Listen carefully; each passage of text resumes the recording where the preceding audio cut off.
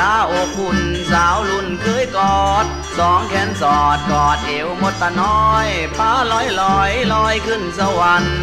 จูบตัวนั้นแล้วบ่มีเงินแล้วจอดบ่แจวลาแล้วนงคานแดนอีสานคือบ้านของเฮาถึงสีเศร้าเสียใจพ่ายแพ้เพราะเลือดแผลหัวใจไหลตกคุ้ม